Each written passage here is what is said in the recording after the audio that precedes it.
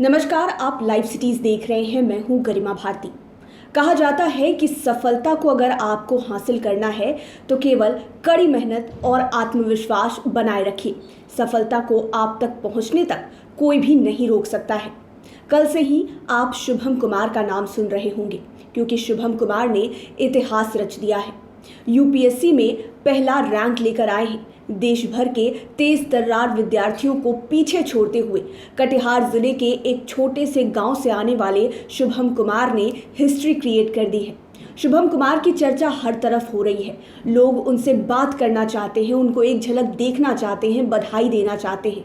लेकिन कई सारे स्टूडेंट्स जो अभी यूपीएससी, बीपीएससी और अन्य सर्विसेज की तैयारी कर रहे हैं, वो बेहद उत्सुक हैं ये जानने के लिए कि आखिरकार शुभम कुमार ने तैयारी किस तरह से की होगी, उनका कैसा रहन सहन रहा होगा, किन परिस्थितियों में वो रहे होंगे, उन्होंने किस कदर तैयारी शुरू की होगी, कितनी मेहनत की, कितने घंटे पढ़ाई की, उनके माता पिता, उनका बैकग्राउंड कैसा रहा, परेशानी हुई तैयारी करने में या फिर आसान रही रहा। ये सारी बातें लोग जानना चाहते हैं और इस वीडियो में हम आपको वही बताने जा रहे हैं। बताएंगे कि शुभम कुमार की स्ट्रैटेजी क्या रही, कैसे कैसे उन्होंने इस मुकाम को हासिल किया है। शुभम कुमार ने इन सभी बातों की जानकारी खुद दी है। हम आपको एक एक कर सारी बातें बताएंगे। शुभम कुमार, जिनका नाम आप कल से ही सुन रहे हैं, यूपीएससी ने 2020 का रिजल्ट अनाउंस किया और मालूम चला कि बिहार के लाल शुभम कुमार इस बार यूपीएससी के टॉपर हैं। महज 24 साल की उम्र में शुभम कुमार ने इतिहास रच दिया। कटिहार जिले के कुम्हड़ी ब्लॉक कदवा से आने वाले शुभम कुमार ने यूपीएससी में सबसे पहला रैंक हासिल किया है। आपको बता दें कि शुभम कुमार की राहें आसान नहीं रही, बहुत ज़्यादा मेहनत की है उन्होंने और ये तीसरी बार है जब उन्होंने यूपीएससी की परीक्षा दी और पहला रैंक लेकर आए हैं। शुरुआत उनके बचपन से करते हैं। पढ़ने में हमेशा से शुभम कुमार काफ़ी अच्छे रहे हैं और उनके परिवार का बैकग्राउंड भी कुछ पढ़ाई लिखाई वाला ही रहा है। लोग अच्छे अच्छे जगहों पर पोस्टेड हैं, पढ़ाई को तवज्जो देने वाले लोग हैं। 6 साल की उम्र में शुभम कुमार पटना आए थे। एक रेसिडेंशियल स्कूल में रहकर उन्होंने पढ़ाई की।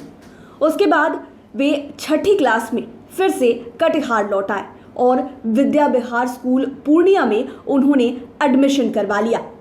उसके बाद 10वीं तक वहीं पर पढ़ाई की और इंटर की पढ़ाई उन्होंने बोकारो से की। चिन्मया विद्यालय बोकारो से उन्होंने इंटर पास किया और फिर जाकर उन्होंने एक और कीर्तिमान हासिल किया। सिविल इंजीनियरिंग की पढ़ाई उन्होंने आईआईटी बॉम्बे से शुरू की। 2018 में आईआईटी बॉम्बे से वे सिविल इंजीनियरिंग की डिग्री लेकर ग्रेजुएट हो गए। लेकिन इसके बाद उनके मन में कई सारी बातें आई। वे कहते हैं कि वे एक मध्यम वर्गीय परिवार से आते हैं। उनका पहला सपना यही था कि वे अपने परिवार को खुशहाली दे पाए। वे चाहते थे कि कोई अच्छा काम वो करे जिससे उनके परिवार वालों का नाम रोशन हो और साथ ही साथ परिवार में कभी भी किसी को कोई भी दिक्कत ना हो। हालांकि उनके पिता उत्तर बिहार ग्रामीण बैंक में मैनेजर हैं, उनकी माँ हाउसवाइफ है, बहन साइंटिफिक इंजीनियर है इंदौर में और चाचा एक्यूप्रेशर में प्रैक्टिशनर हैं और चाची हाउसवाइफ है। इतना सा शुभम का परिवार है, जॉइंट फैमिली में रहते हैं। लेकिन जब वे आईआईटी बॉम्बे गए तो 3rd ईयर में उन्हें रिसर्च करने के लिए यूएस की एक यूनिवर्सिटी में भी भेजा गया। कई जगहों पर शुभम ने काम भी किया, लेकिन उन्हें इस बात का एहसास हुआ कि उनके देश को उनकी ज़्यादा ज़रूरत है। खास करके उनके प्रदेश को, बिहार को उनकी ज़्यादा ज़रूरत है, क्योंकि अपने जीवन का ज़्यादातर समय शुभम ने बिहार में ही गुजारा है और यहाँ की परेशानियों को भी उन्होंने बखूबी देखा है। फिर 2018 में ही शुभम ने तय किया कि वे यूपीएससी की तैयारी करने वाले हैं। यूपीएससी की तैयारी करने की जब उन्होंने ठानी तो 2018 में ही उन्होंने पहला अटेम्प्ट दे दिया। हालांकि उस बार उतना रिजल्ट कुछ खास नहीं रहा, वे कुछ कर नहीं पाए और फिर उन्होंने तय किया कि दिल्ली चले जाते हैं। आपको पता है कि यूपीएससी आईएएस का हब माना जाता है। दिल्ली लोग तैयारी करने के लिए वहां पर पहुंचते हैं। बहुत सारे बिहारी स्टूडेंट्स हैं जो मुखर्जी नगर में रहकर तैयारी करते हैं। वहां पर अच्छे अच्छे इंस्टीट्यूट्स हैं। शुभम ने भी वहीं से तैयारी शुरू की। 2018 में हालांकि वो परफॉर्म नहीं कर पाए अच्छा।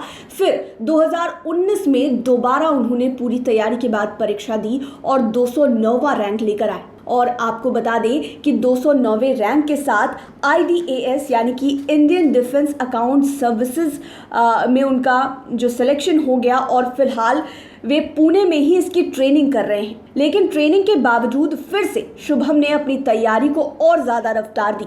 2020 में फिर से UPSC की परीक्षा दी।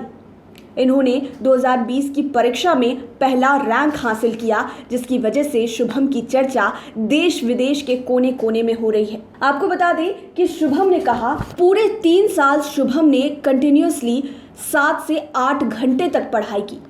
वे कहते हैं कि 7 से 8 घंटे तक की पढ़ाई हर रोज़ कर लेना ये अपने आप में एक बहुत बड़ा मुकाम होता है।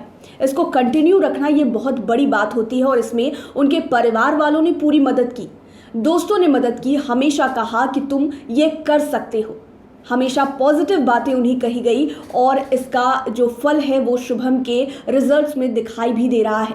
उन्होंने पॉजिटिवली 3 साल 7-8 घंटे करके तैयारी की, तब जाकर उन्हें ये मुकाम हासिल हुआ है।